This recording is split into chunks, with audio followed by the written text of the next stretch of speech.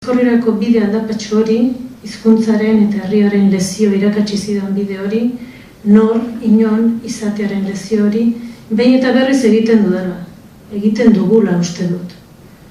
Eta bidean akuilua behar dira, eta iparrorratza, eta mapa, eta leku izenak, eta hitzak, eta gidaria.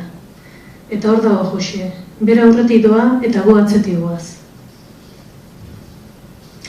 Jose ez dabil ibili hutsez, gutako gehienoko ezala. Pausua tentuz jarrez baizik, tranpa eta zuloak inor baino argiago ikusi eta azalduz.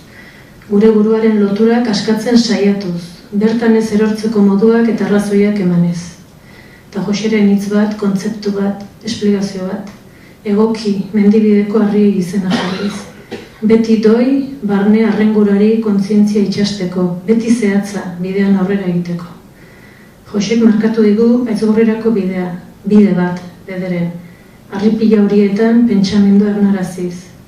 Baina Joseren atzetik segikadoan mendibiltariak jakin behar du Josek aukeratzen duen bidea ez dela errazena, ez dela erosoena, baina bai askeena eta baita ederrena ere.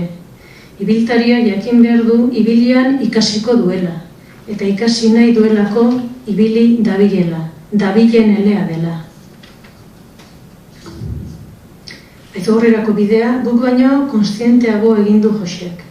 Besteak beste, basoko pagoak, atzean utzita presaka batean, herriaren da hizkuntzaren egoera latzea sortzen zion urgentziari erantzuteko oso gazte jaitsi zelako bertetik, berriro gora igotzeko. Eta ordudanik ezagutu, irakurri, aztertu, sakondu, iruzkindu, kontrajarri eztabaidatu, arrazoitu, gogoetatu eta egin du. Eta pentsamendu oso bat sortu.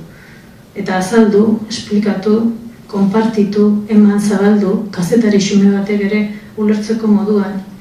Edonoren esku utzi, eskuzabaltasun osotz. Pentsalari handi bat da Jose, hemen esateare lotxa ematen du.